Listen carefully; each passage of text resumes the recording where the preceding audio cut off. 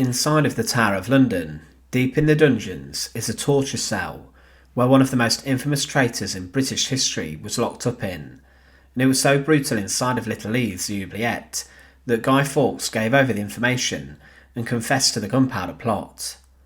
The Gunpowder Plot was devised to blow up the Houses of Parliament and the royal family, along with King James I and his whole government. But hours before the gunpowder, which had been stored in the cellars beneath Parliament, was due to be ignited, the plot would be discovered. Guy Fawkes was caught red-handed inside of the cellars, along with over 30 barrels of explosives and a Sloan match ready to ignite. The plot, if successful, would have blown up half of London and shook the monarchy to its very core, and destroyed the majority of English royalty and the MPs. But Guy Fawkes was subjected to a horrific torture ordeal, and also an execution in which the cunning and crafty conspirator had the last say over his guards. Join us today as we look at the execution and torture of Guy Fawkes, and as always, to support our channel, please make sure to subscribe. King James I had been ruling over England for around 2 years, and the Gunpowder Plot was devised by a group of Catholics who wanted James gone, and his 9-year-old daughter Princess Elizabeth crowned as a Catholic queen. They wanted James dead, and other Protestant figures inside of the royal family and government also dead, but the scope of the plot would have also seen the Privy Council wiped out, along with the rest of the members of Parliament of the House of Commons. Government would have fallen along with the monarchy. Guy Fawkes was brought up as a Catholic, and he was a man who travelled to Europe and had a differing military career. He fought alongside Sir William Stanley and Robert Dudley, the Earl of Leicester, during the expeditions to the Netherlands during the reign of Elizabeth I. He was a reliable soldier, and then Fawkes travelled to Spain, and he wished to raise support for a Catholic rebellion in England at a time where Catholics were being persecuted. He at this time became known as Guido, and he claimed that James I was a heretic and was not the rightful king following the death of Elizabeth I. However, in 1604, Fawkes was involved in the conspiracy of the Gunpowder Plot, which was masterminded by Robert Catesby.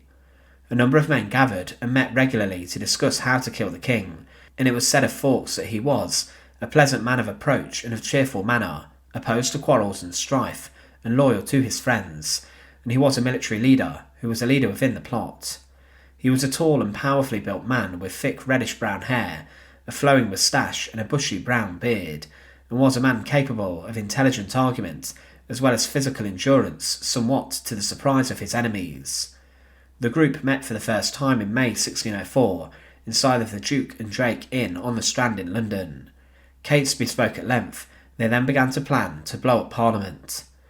Fawkes' role in this at the time was to act as a caretaker after he gained access to a house in London, and the plotters then dug a tunnel towards Parliament, and they wished to then plant the gunpowder in these tunnels.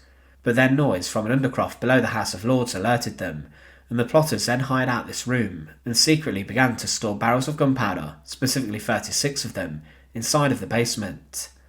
However, in London the plague was causing severe problems, and the state opening of Parliament, which was targeted, was pushed back to the 5th of November 1605, a date which would live on in infamy.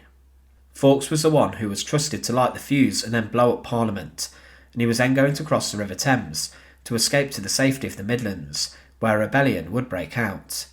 However, one of the conspirators wrote a letter to Lord Monteagle, telling him not to attend the state opening of Parliament, and this brought the plot crashing down.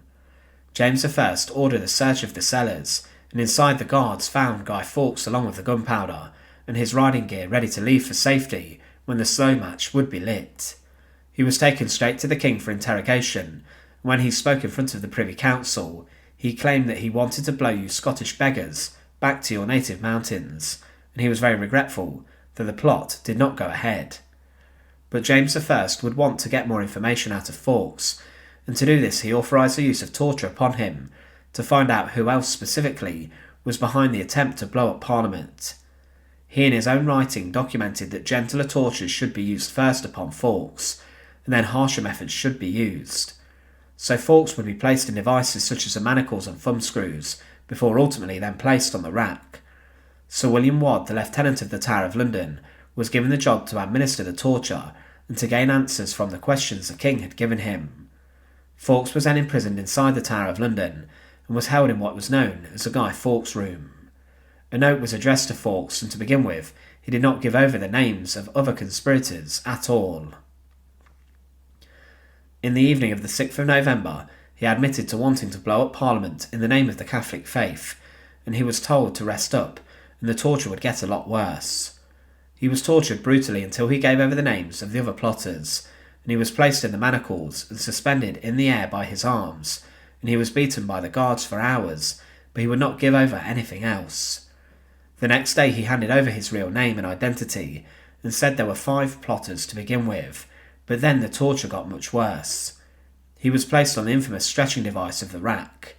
He was tied onto the rack, and his arms and legs were secured to it, and with each turn his ligaments, bones and joints were put under immense pressure to the point where the bones would snap, ligaments would pop, and joints would dislocate. It was the rack and also the oubliette dungeon of Little Lees, which was found in the basement of the White Tower, which was incredibly cramped, that broke Guy Fawkes.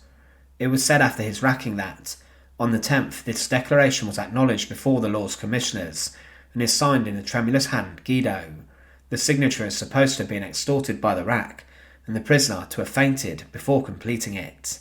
He was truly a broken man, and his signature was not recognisable, as the rack had done much damage to him.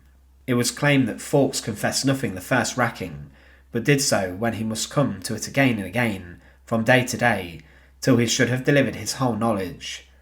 The 8 men who were named were sought after, but there was a shootout in the Midlands that led to the deaths of Catesby and Thomas Percy, 2 of the main conspirators, but those who were captured along with Fawkes were taken from the Tower of London to Westminster Hall, where they were held in the Star Chamber and were placed on public display for their trial. The charges were read out and Fawkes pleaded not guilty. He was, of course, found guilty with the others and was sentenced to death. It was said of their death sentences that each of the men here to be hanged, drawn and quartered.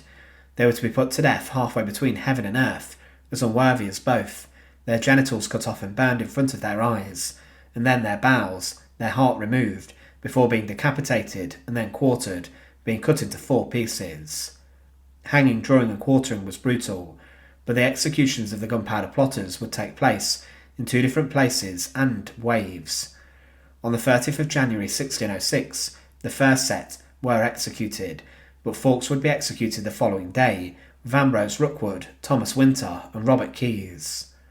They were taken from the Tower of London on hurdles and were dragged behind horses through London. The crowds were lined with many who threw objects and shouted abuse at them. They were then brought to Old Palace Yard, in front of the very building that they intended to blow up in Westminster. But Guy Fawkes would die by his own decision. He was led up the stairs of the scaffold by the executioner, and had been forced to watch the other men being hanged, drawn and quartered.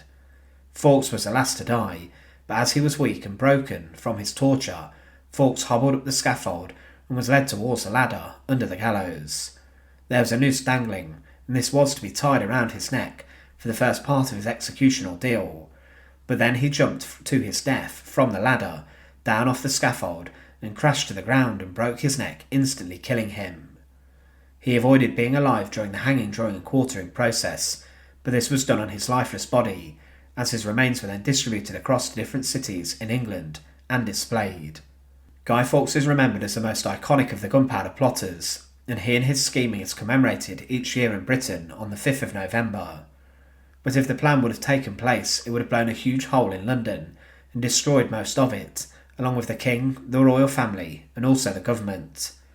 Some comedically mention that Guy Fawkes was the last person to enter Parliament with honest intentions, but his torture and execution ordeal was brutal. Thanks for watching. To support our channel, please make sure to subscribe, and once again, thank you so much for watching.